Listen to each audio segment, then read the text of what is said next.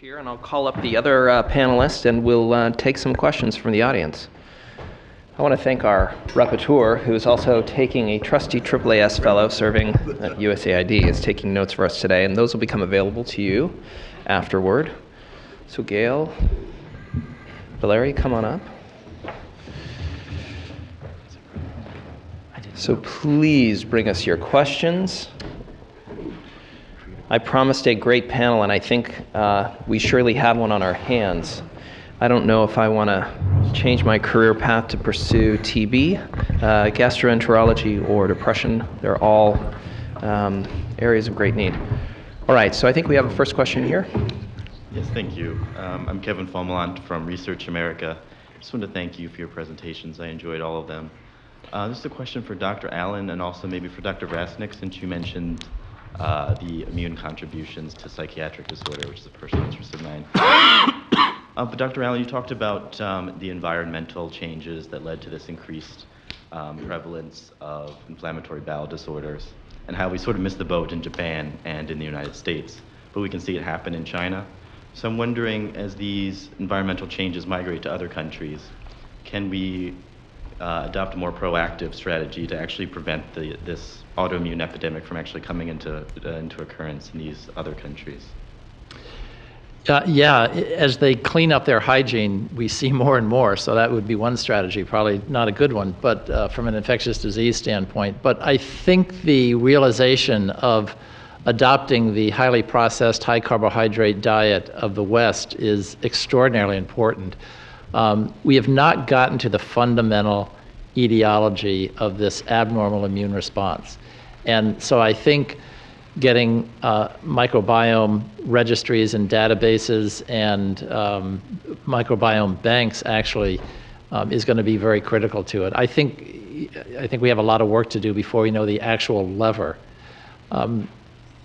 That being said, there are a lot of other countries that have followed this. India, for example, the increase has already occurred, things like that. In China, there are some unique caveats that I just wanted to point out. There are some restrictions on transporting biologic material in China and out of China, particularly DNA of people, that I think is more political than scientific. So there's some challenges in actually setting up this infrastructure. And I think that has to be recognized. But I think one of the points that I wanted to make was we are at an opportune time with the science behind us and the structure that I think would facilitate this type of cooperation. So in terms of inflammation, Of course. the clearest example would be work by Andy Miller and his colleagues at Emory, who have shown that when you treat people with a pro-inflammatory interferon for hepatitis, they all get depressed. Just 100% of them. Okay. The work that's done by Carmina Pariente at the Institute of Psychiatry in London suggests all these different inflammatory markers for depression. But in terms of the hook, what's the angle Trigger. between depression? It's not clear. And also, curiously, Mark Rappaport, also at Emory, has just come out with a paper showing that those people who derive the greatest benefit from fish oil, who were being treated for depression, were those with the highest subset of inflammatory markers. So it's there, but boy, we need to dissect it out. Gail, did you have something to add? John, I just wondered, as you were giving your presentation and talking about trends and changes in different countries, I wondered about the application of gastric bypass surgery, bariatric surgery, and the changes in the microbiome. What do we know about it? And would this be an opportunity as that technology, I guess, will be implemented and applied in increasing numbers of countries and individuals? Have you thought about this, and what could you share about that? Because that too could represent a good opportunity. Absolutely. It's a huge area of research. The relationship between the microbiome and some of the more complex multigenetic diseases, whether it's obesity or diabetes and things like that. In terms of, there's a lot of work going on in pre and post gastric bypass in terms of the microbiome. What is interesting, however, is that if you look at non-alcoholic steatohepatitis, the liver inflammatory response, in China, here, if you get a gastric bypass, that tends to regress, whereas that's not true in China. So there are some fundamental differences that probably do relate to genetics that we don't understand. So again, I think that's going to be a real area of interest. Go ahead, please. So my name is Fahmida Chaudhuri. I work for the National Science Foundation. I have two questions. One is for John and one is for Mark. For John first, has anyone explored the links between the socioeconomic stressors and inflammatory bowel disease? And the question for Mark is the link between medicines for other things like diabetic nerve pain, Alzheimer's disease, and depression. So in terms of the socioeconomic links, it's highly, yeah, the answer is yes. I'm not entirely familiar with the literature, but things like the rate of cesarean sections versus vaginal births has been looked at. The overall hygiene of a population, as it increases, the number of allergic and other immune-mediated diseases goes very high. So as countries begin to really develop their hygienic and public health infrastructure, we are beginning to see what we saw 60 years ago in the West. But it's sort of a multifaceted organ, basically. Okay, let me actually continue on with John's. As someone with inflammatory bowel disease, I can tell you every time I have a grant due that it is a clear exacerbation. You know, it's interesting. For example, there is a ketamine is being used for depression, quote unquote, as a rapid-acting antidepressant. Yet memantine, Namenda, is being used a lot for Alzheimer's disease, and it has quote unquote the same target, the NMDA receptor, but it has absolutely no antidepressant effect at all. Okay, so what about anticholinergics? Yeah, they don't seem to be any crossover. Were there any other drugs that you were interested in? No, so sometimes on TV in the evening we see these commercials for diabetic nerve pain, and you may have side effects, may include suicidal thoughts, and that always makes me cringe. Who wants a medicine that will give you suicidal thoughts? And is it really true? Well, you know, actually you bring up a great point in terms of policy. So you know there was that black box warning on antidepressants, don't give these to young people. And there was a study that had been done. It was about 30,000 people, and it was suggested that in the first couple of weeks, that young people being treated with antidepressants, particularly serotonin uptake inhibitors, had an increase in suicidality, which was true. But the number of completed suicides among those 30,000 was 0. Yet we had this black box warning, and actually Bob Gibbons looked at this, and after this warning came out, there were more completed suicides among young people who weren't getting treated.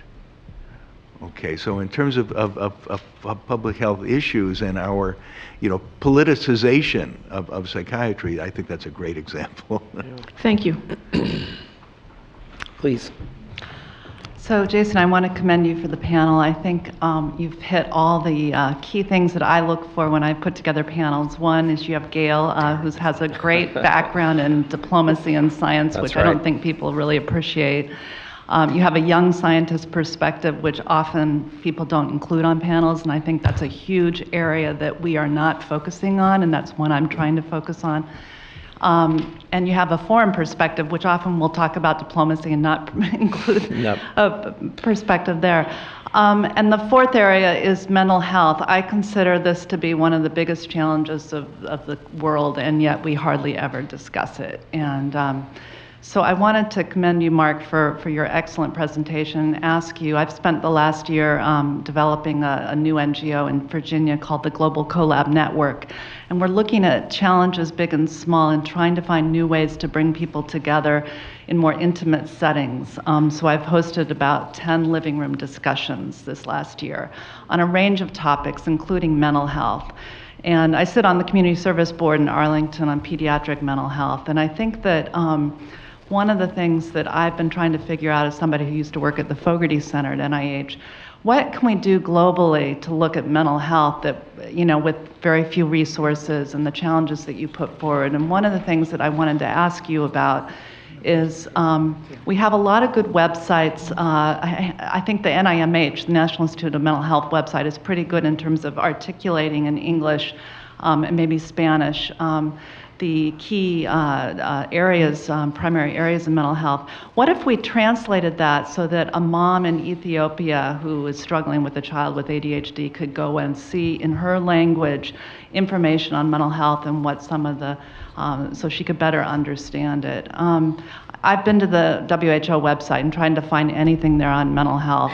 There's Grand Challenges Canada that focuses on mental health, but there's very few other funders globally. So I would like to ask you to think about how we can create a digital platform globally. And I want your thoughts on it. Okay. So, Sorry for the long question. So here, the off-the-cuff thoughts. One of the things that you worry about is translating from English into some other language. You could, Yes. could violate some kind of cultural or lose some cultural competence, so that when you're going from English into another language, we're translating it, but we're not really translating it. You get So- local people to translate for Yes. you. So I That's think- what my but- dad has created, a global health organization. They translate And medical that would be information. great, okay. That's what But they in do. addition to that, I wonder if there's some way to you begin to utilize that, to do rudimentary psychotherapy, because clearly, psychosocial therapy has benefit, has significant benefit. And it would be interesting if that could be delivered in part in silico, or at least to begin to do that, to reach people that we can't come close to reaching now. Yeah, thank you.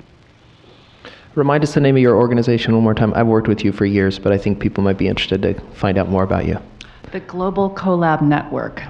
It's Great. not an organization. It's seeking to bring people together, better networks of building networks of networks more effectively, rather than just another organization. Fantastic. As the person standing at the podium, I think I'd like to ask a quick question. One theme that I saw that sort of cut across all of your talks was the power of the individual, but also the power of the society, the civil society. So I wanted to ask the audience, how many of you are a member of a professional society? That's pretty good. And I know, Gail, you were the past president of the American Society for Microbiology, and John, your current position. Maybe the panel could talk quickly about the role of scientific societies today and some of these grand challenges we share. Certainly, the societies have waxed and waned over recent years, with publication models changing for journals and attendance at meetings becoming more virtual. But around the world, they're emerging, as you highlighted, John, in your talk, as a place for people to really convene outside of that government-to-government framework. So maybe a word or two on that. Well, Jason, they're essential, they're critical, even more so today than they've ever been before. One of the things that I've always valued about ASM is ASM's long and strong history in the area of public and scientific affairs and developing and spreading the science so that sound policies can be implemented. And it's, so at any rate, I agreed to, and unfortunately got elected, one might say, to ICSU as a vice president. And they had never taken on any, this is a kind of an umbrella organization for international microbiological societies. They had never taken on a single policy issue. And so I tried to move a few through that. Admittedly, some were difficult, like a code of ethics for scientists. But it was amazing how few other scientific societies in other countries get involved actively in trying to change science policy. And so I think, if anything, if the scientific societies, and maybe it would be AAAS, ASM through its network, but also you, John, that we could try to change is this kind of bystander mentality that a lot of the professional societies have, and that is that, oh no, we don't do policy, we don't try to influence government, no, government wouldn't listen to us. And one of the things that I'd like to ask Valerie and Dimitri is if in Russia you feel that the Russian Academies of Sciences and any of your professional societies can play a stronger role in terms of government and government policy.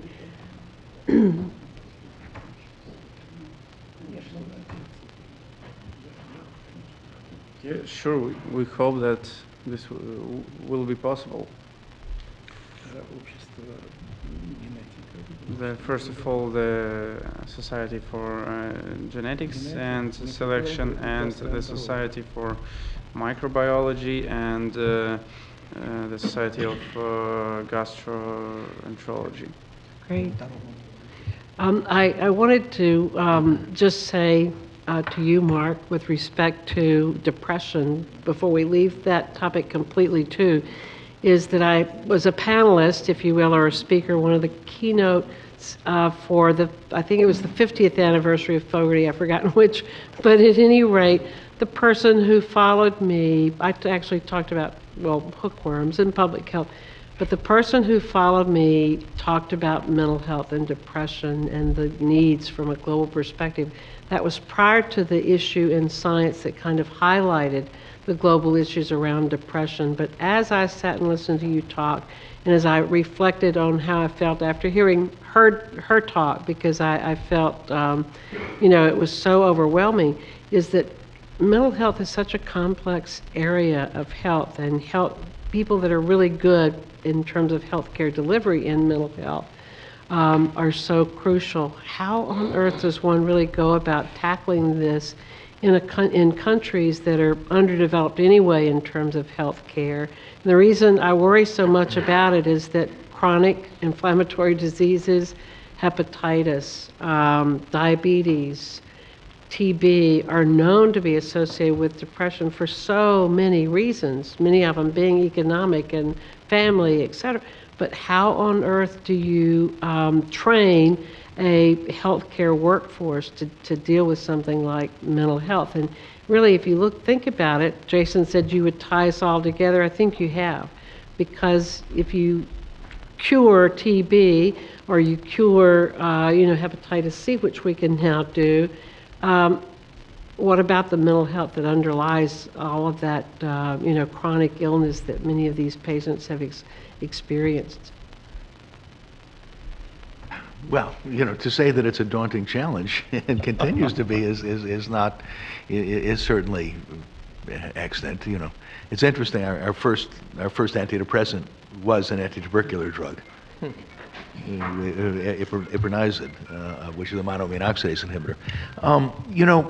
One of the other issues, and I didn't mention it enough, was that another underlying problem, which is a mental health problem, is addiction. And so when faced with crushing problems and faced with the availability of alcohol and other drugs, then it's very easy to use those as a medication. And it's just so we can't separate in any way addiction from other mental health problems. And we're not going to go to abstinence, so the idea is, but it has to be treated as a continuum. And I think the biggest issue is that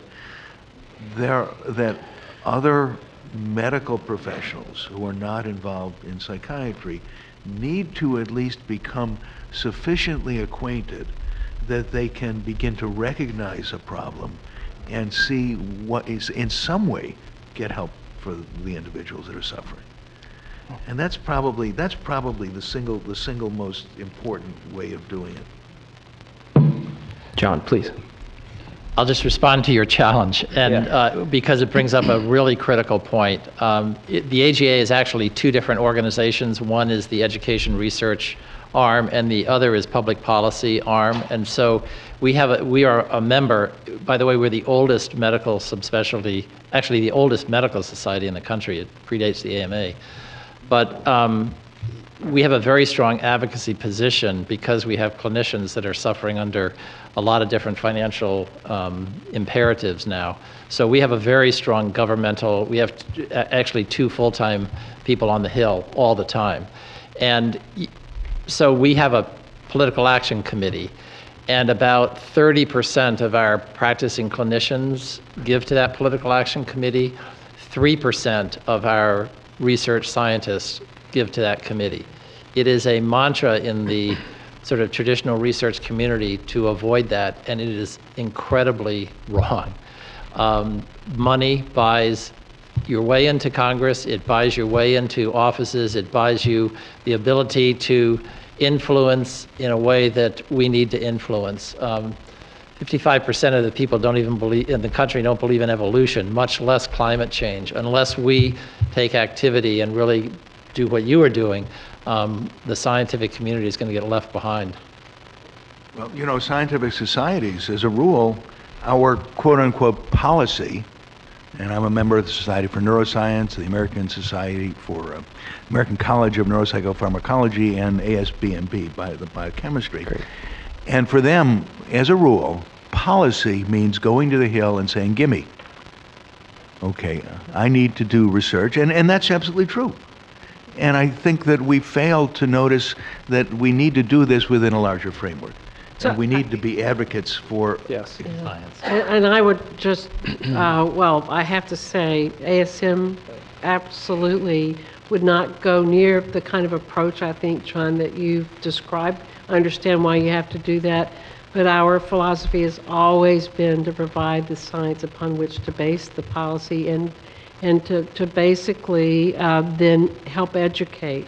So That's why we split into two. I understand, and I think that's great. I think that's probably the way to go. But at any rate, I just want to make that clear But from an you- ASM perspective. I'm But sure you know, Jason people will second listen to physicians often for no good reason, then they have a couple letters after that. And I remember I gave the graduation speech. It was on Tikkun Olam. It said, "Listen, people are going to listen to you for no good reason, so use it for good. Use it to change the world. Look at Che Guevara. You know, he was a doctor." But we've lost that. I think we've lost a lot of the docs in terms of being advocates for science, because they no longer see themselves as people who are involved in science. And that's, you know, this is a critical role that we should be doing together. We have something called the American Brain Coalition, which is the guilds, the scientists, and the patient groups. The idea to try and bring us together to all advocate for this. And unfortunately, we just lost one of our scientists in Congress, but now he's here, so Rush is here. But I think the takeaway is advocacy and really getting more involved with your professional societies. Evidence-based policymaking is absolutely essential, and I've kept you waiting, so please, next question. Good afternoon. My name is Avital Percher from the Rockefeller University. My institute focuses entirely on basic research, which is why, Dr. Castle, I was hoping just to ask you a question along that vein, especially with the concept of using science diplomacy to enhance scientific endeavors. You had mentioned the efforts for MDR sequencing. So I actually have two questions. The first is, are these databases with the genomes that are being collected, are they publicly available? And are they accessible to, let's just say, the general research public? That was my first question. And my second question was, are there any endeavors to try to bridge the link between efforts from people monitoring the MDR community and the people doing basic research, such as in the biochemical properties of, let's say, TB itself, and saying, they're noting that there is, for example, increased virulence of a specific strain and trying to at least get an understanding on a genomic level of what's causing it and taking it from there. So I appreciate your question a lot. I have to say almost everything I know about policy and science diplomacy were learned from Josh Lederberg, who first took me to Russia in the early 90s, and Harlan Halverson, who helped to build the Biotechnology Institute in Cuba and is a former ASM president. And I've been thinking about that. But to specifically answer your question, if an investigator is funded by NIAID and the sequencing is done using NIAID funds, which all of those in our consortium whose sequencing was done by the Broad, the raw sequence data were automatically released as soon as they were completed. And the metadata are to be released. Much of it probably already has been released. It's staggered depending on when the collection of strains from that particular investigator were released, but I believe most of it has also already been released. The sequences from the China group probably will not be released until it's published, but they will share and they will be released. And I will let Dimitri and Valerie speak for yourselves, but if I'm not mistaken, in fact, most of the strains that have been sequenced in Russia were also almost immediately released to the public databases, NCBI. Is that correct? Yes, sure. To the gene bank. And then the answer to your question, we welcome members into the consortium that basically are not contributing sequences, but rather have expertise to lend to, to the effort. So we have different working groups on development of new diagnostics, new drugs, and also epidemiology, and a couple of others, just bioinformatics in general. So if you're interested, we'd love to have you. And it's early days. All of the sequences have just really been completed this past spring, and we're now really beginning to merge the data from the individual investigators and begin to do the analyses. But we would welcome experts, even though they don't have sequences to contribute. Thank you. Thank you. Hi, I'm Jessica Taff. I am a consultant with the World Bank, and I'm also a science correspondent with This Week in Global Health. It's an online YouTube show. So first of all, as a former bench scientist and someone that left the bench because she was interested in promoting good science for global health, this has been a fantastic session, and I appreciate the range of topics that you've covered. Mental health. This is definitely something that's becoming more and more in the global health dialogue, and more importance is getting placed on it. MDR-TB, wow, like that's something that I am super concerned about, and how, especially with increasing travel and globalization, that's a huge threat. It's a global health security issue. And the IBD issues, that's another fantastic example of how north to south, west to east influences are resulting in new challenges worldwide. So thank you for all your comments. But it's World Immunization Week, and I thought it was actually really interesting that that's not a topic that has come up when you think about science and health.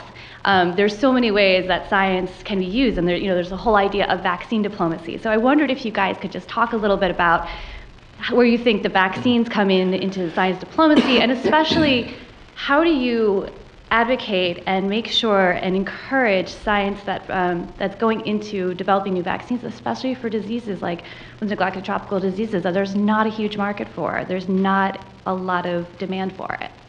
I'll let the experts answer this, but I want to say one correction. Gail, you weren't my first choice.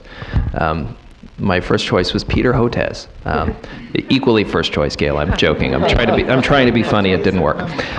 Peter Hotez is the current envoy to the president to the U.S. On science, and he's a dear friend and colleague. And we hope that he would speak to preventable diseases and neglected tropical diseases. And it's a great continent we didn't cover today. But I will now turn it over to the others. So I think that. In fact, I almost said this in my presentation, but didn't. But I think somebody has to define what we all mean by science diplomacy. Because for many of us that have worked, especially in the area of infectious diseases, our entire career, it's just what we do. And I think if you look at smallpox eradication and that program, I mean, there is no better example of global health diplomacy than the smallpox eradication program and all the efforts that went into it. I was one of two chairs of the committee that reversed the decision to destroy the smallpox stocks. And I can only tell you that even after the eradication, I still think the eradication program, the bridges that were built, and all the concerns around smallpox and the potential of its use potentially as a man-made biothreat, if you hadn't built those bridges in terms of the eradication program, we wouldn't have been able to successfully come to where we are in terms of smallpox in general. And you can almost say the same thing about polio eradication. We're not quite there yet, but Walt Dowdle, former director of CDC and ASM president, has gone a long way, almost, in accomplishing that goal. It's not quite as easy just because of the big difference in disease. And so I agree with Jason, and we talked just a little bit about, vaccines, obviously extremely important in the history of science diplomacy, if you can define it that way, but yeah, it's important. I think there's an undiplomatic comment to be made in terms of mental health and vaccines, and that is that we need to tell people, don't be a selfish turd, vaccinate your kids, it's not going to make them autistic. Amen. Amen. Amen. Amen to that.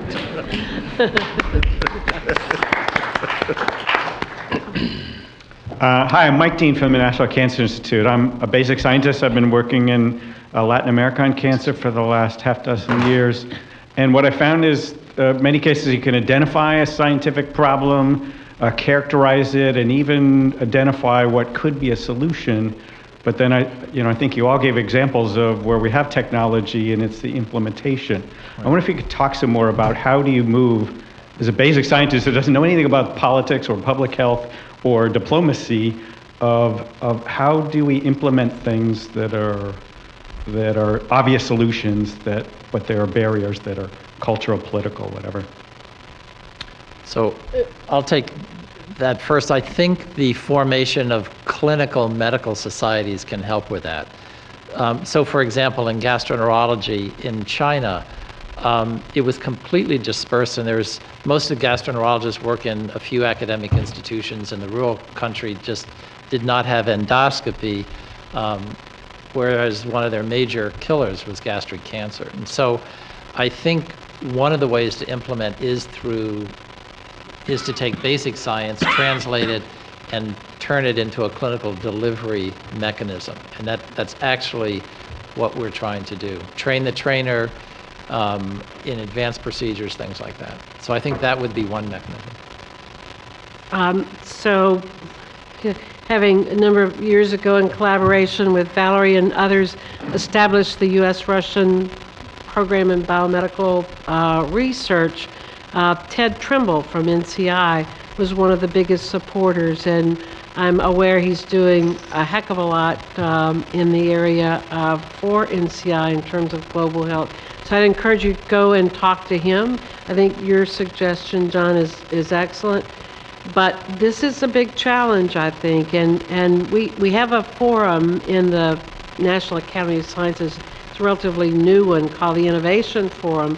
And there's an individual from Hopkins that comes to almost every workshop we have asking the same question.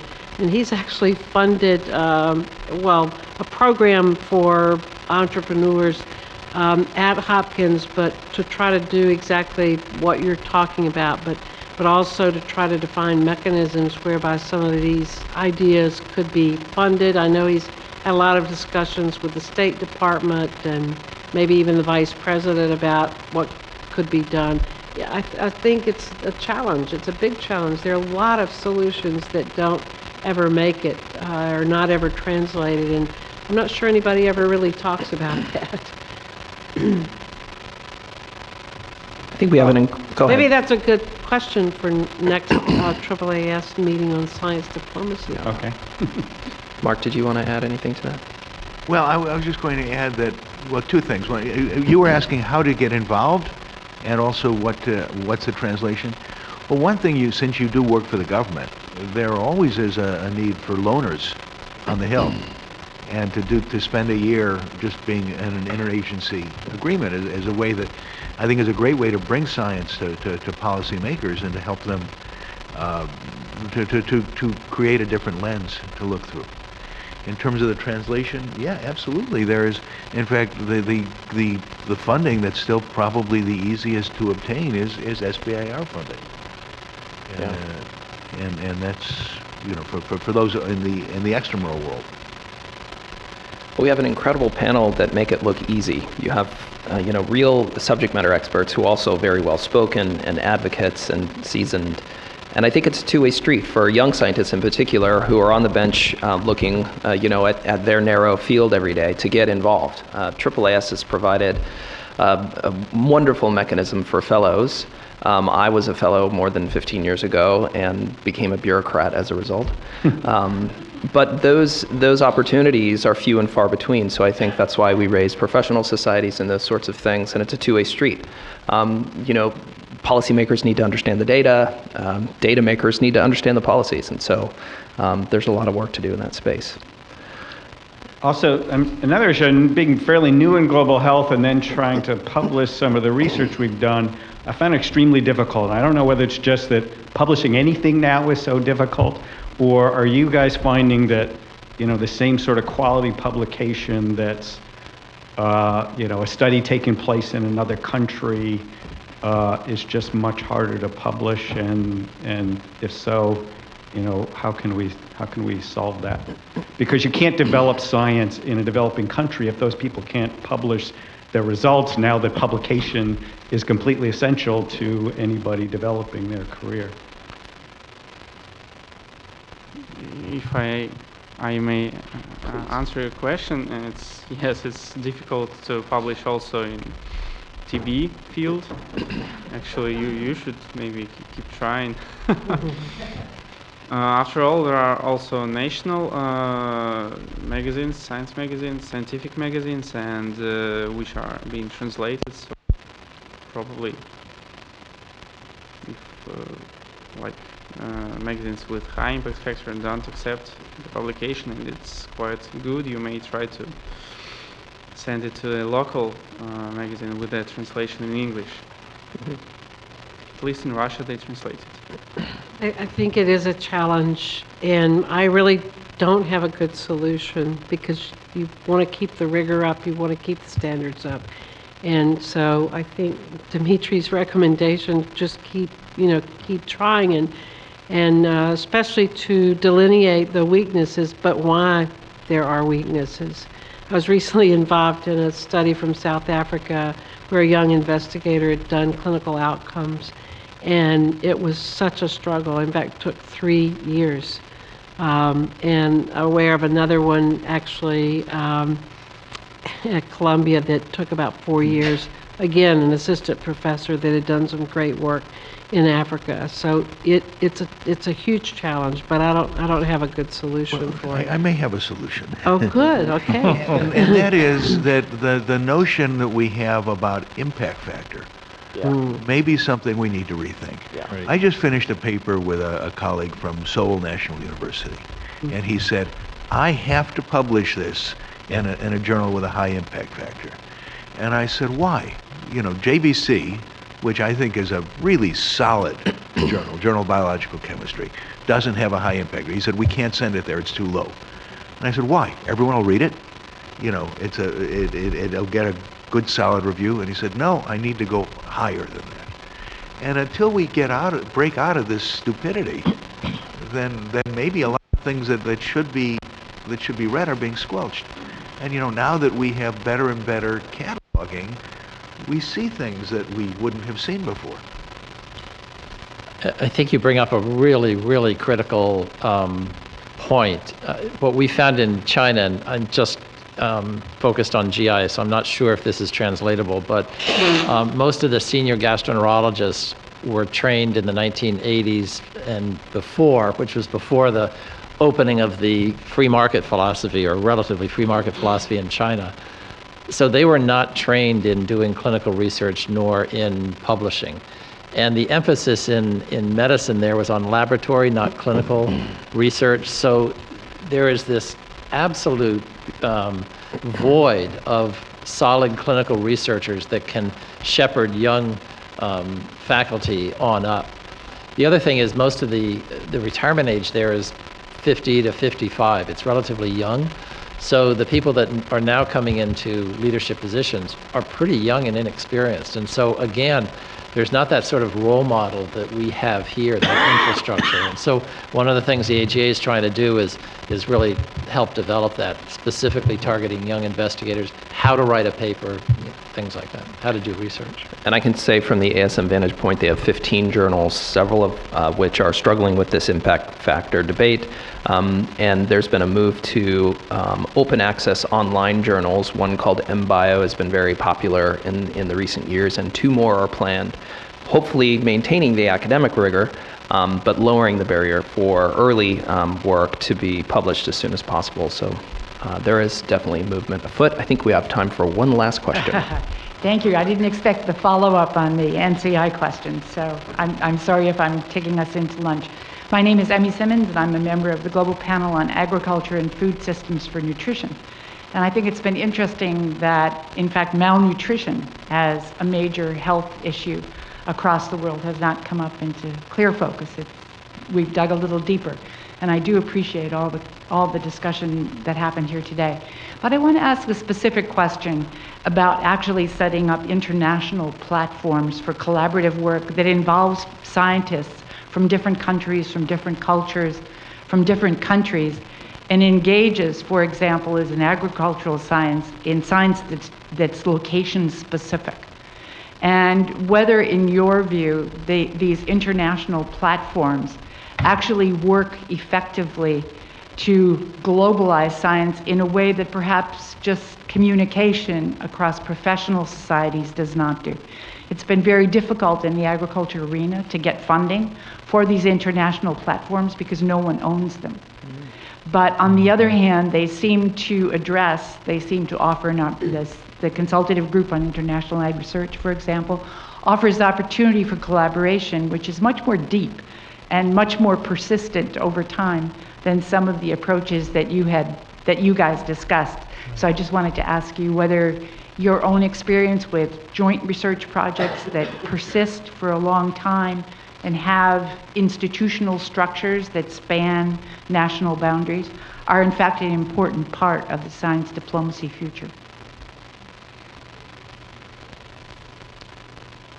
I think that you've hit on one of our major struggles, and that's sort of high turnover and the fact that it is not sustainable. And one of the problems we've found is that unless you have a particular researcher or academic institution that is really focused on something, then it kind of dies after a few years. I think that's a very, very important point. And maybe sort of a higher level network is the way to go. I think we're going to see data sharing becoming more and more important. It is now, and we're not doing it to the extent that we should, because everyone wants to have their own turf. But as we understand that we all benefit from it, then more global data sharing is going to lead to higher level discovery. The other thing in China, the culture has not been for cooperative science among academic medical institutions at all. So they lack the core structures, sterile labs, microbiome registry, DNA sequencing, which is obviously more expensive than any one institution, but that culture has been really not in a cooperative format. So I think that's another kind of developmental process that needs to happen. And actually, if I may add something, in Russia there are some mechanisms of support of this international cooperation. There are grants, there are government programs, and so there are programs to invite foreign scientists to lead some projects in Russia also. And I think that the cultural differences are inapplicable in science because we will have this scientific culture. Well, I want to thank first the audience for a great set of questions and a wonderful discussion today. And next, our panel, Mark, John, Valery, Dimitri, Gail. This has been fantastic. Thank you so much for your time.